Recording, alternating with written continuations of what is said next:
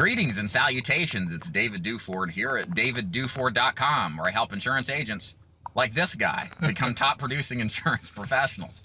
Today we're doing a little day in the life of a new insurance agent, and I've done videos like this in the past, but I think the most useful versions of these videos is where you actually see what happens. You talk to a new agent, you see what they're going through to really get a good feel and vibe for what this is about. So Adam is here today to work with me. Adam, you want to kind of tell me about yourself and why you're up here in the car with me? Yeah, I'm from South Carolina, and I found out about David through his YouTube videos, and decided to want to work with him and learn from the best. And that's why I'm here today. Cool. So what you're going to see on this video is a collection of really just cuts of our thoughts after each of the 5 scheduled sales calls that we're doing. So the context of how this works in my ride along is that Adam came to me, got some leads for the area I'm in, and scheduled his own appointments. And so there, in this training session, there's a mix of me modeling the behavior, me modeling the sales presentation, but then turning the tables and having Adam taking over for the rest of the presentations to do it himself, and then to allow me to give him constructive criticism on what he can do better. So it's a nice way to train, to identify your weaknesses and how what you need to do to improve them. So you'll see a lot of that going on today and some analysis of the sales call. So without further ado, let's get started.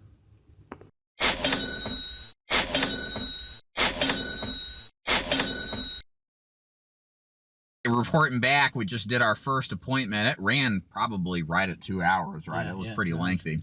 Adam, tell us how it went. What happened? What'd you think?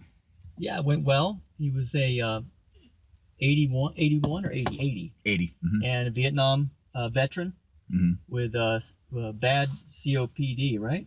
Yeah, he'd lost. So check this out. This is his first appointment. This dude couldn't even talk, you know. He had to stick the thing up to his neck, right, to talk. So it was a real challenge to do that. But what I find is when you find people in that position, that if you're patient with them and you listen to them, they really are appreciative of it. Yes. Yeah, he was. And he was glad that he got coverage, and we're so glad we could help him out. Yeah.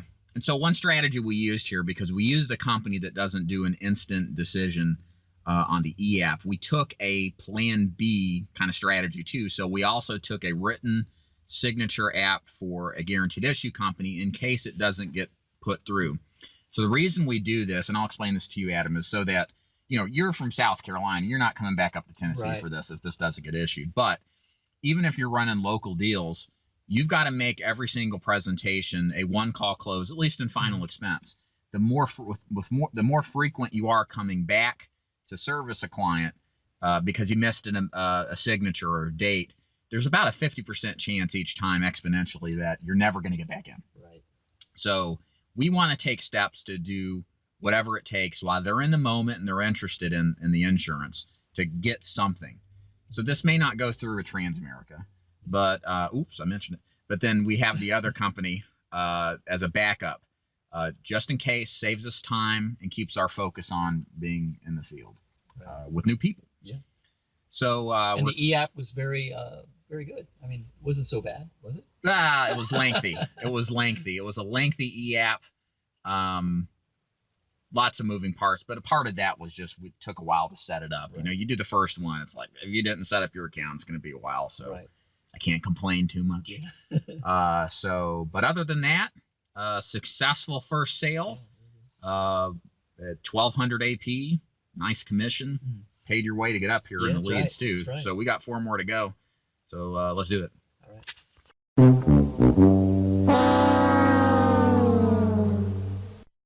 Hey, what's up? Dave Duford back again. A big fat 0 at this second sales call. Tell us more, Adam. What happened? Yeah, the gentleman seemed very positive in the beginning, and was the rapport went very well, and we were sitting down at the table. Look, everything looked just perfectly right. We were waiting for his wife to come home, who had some medications that she needed to reveal to us because of some of her sicknesses.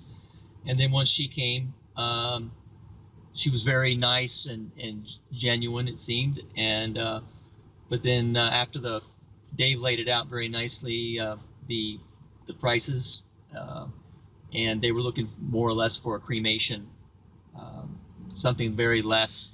The husband already had something that was covering him. Yeah, he didn't really have much need. Yeah. So let me ask you a question.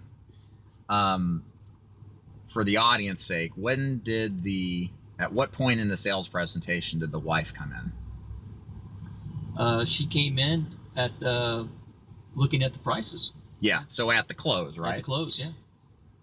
So, and this is a good lesson, and this is why I ran this appointment, because normally I wouldn't do this, but it's really important for you to see this experience so that you don't repeat it. Now, it's a little different here. Most of the time, the spouse never comes back, okay? This is what's called a one-legger appointment. She actually requested the information. He didn't. He just played nice and described himself and said everything was fine and kind of played along, and he was nice and stuff, but he didn't have the emotion behind the deal, okay? She came in at the very end without all that fact finding and rapport building that we did. Right. So she's very disconnected from the sales presentation. Absolutely. I would argue that because of that reason, what all agents should do when they run into an appointment like that is look for a way to reschedule. She's not back yet. Okay, let me know. She can be back anytime soon. 45 minutes later, great. Let me go grab lunch and I'll be right back. That's a good strategy to use. Or don't know, okay, great. I'll just swing in on another time or try to set an appointment or something. So just get out. Because the problem is that there's two different experiences that have occurred. The person who we've presented to, who isn't in this case the buyer, and then them relaying that information to her, which is always going to be a minority of the value we delivered. They don't know who we are, if we're trustworthy, blah, blah, blah, blah, blah, blah, blah. So I look at this as more of like an example, a lesson not to do a one-legger. Yeah. Because they all end up like this. Are there exceptions to rules? Sure. But they all end up like this. It's the rule after all. So any other thoughts on that? Yeah, she was the one who eventually suggested that we think about it. Yeah. Yeah. And it's like, yeah, let me think about it. It's like, well, honey, you don't know much. But that's the point, right? Because she wasn't there. How would she? And I tried to go back and, go over the bases, but it's not the same. You're rushing through the same process as mentioned earlier. Yeah. So, I mean, I could address the let me think about it objection that we heard. It wasn't really based on anything. We also talked about, the guy had an agent already. Mm-hmm. And when I asked him what he needed to think about, it's like, well, we just don't make decisions on the first call. And then I sold him on, hey, look, I don't even need your money. Let's just see if I can get you approved. I don't even know if I can get you approved. And that didn't make any difference whatsoever. No. So they say they need a day to think about it. They've already thought, just call this guy up first or something like that. And we've just left 5 minutes ago. They've already made their minds up.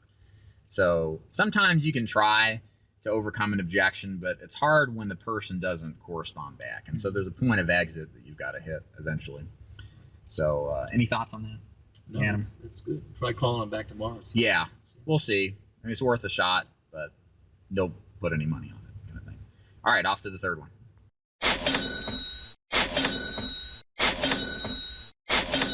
So we're back after probably the longest silence I have ever experienced trying to close a deal. How long do you think that was, Adam?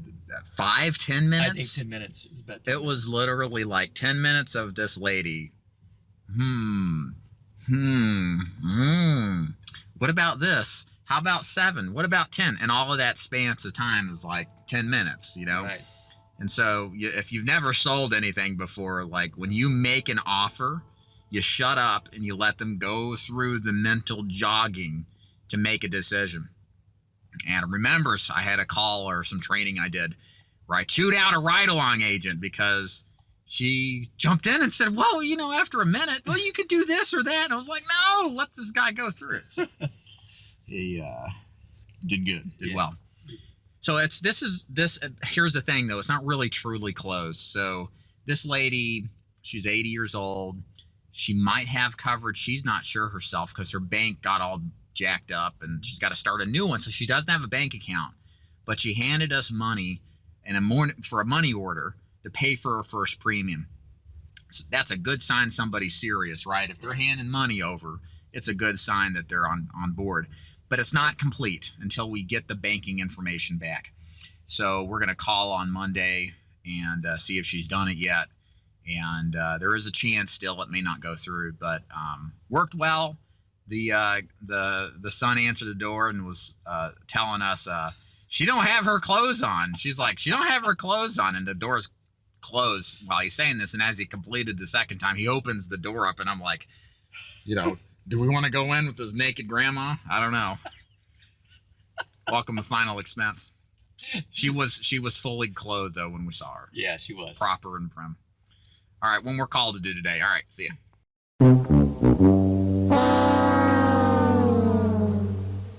And we're back. Hey, what's up? We're back. David here. So we have finished our day. We tried that last appointment, but nobody was home. Could smell the house from the outside, so I don't even know if I'd want to go in. It didn't smell good. But what are your thoughts about today's ride-along experience? What did you think? Give me some ideas, Adam. Yeah, as far as a new agent that hasn't been exposed, to being out in the field, being with David has been very helpful to me, and seeing how it's done is going to do great things for me. It gives me confidence going back to South Carolina. Yeah, what do you think the big takeaway is? I mean, was this ride along more about do you feel walking away like, wow, I've got even more confidence that I can do this? Or do you feel like it was best as a tool to learn technically how to improve your sales? Does that make sense? Like, where do you think the biggest value for you has been? Yeah, I think the biggest value is to see how you approach people and deal with them coming from another company. Right.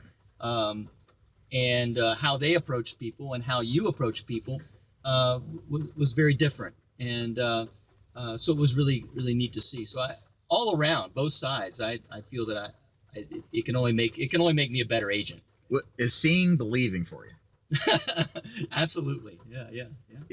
Yeah. I always talk to agents. I always offer a ride along in some capacity to anybody that joins my organization, if for any reason, just to see it. Yeah.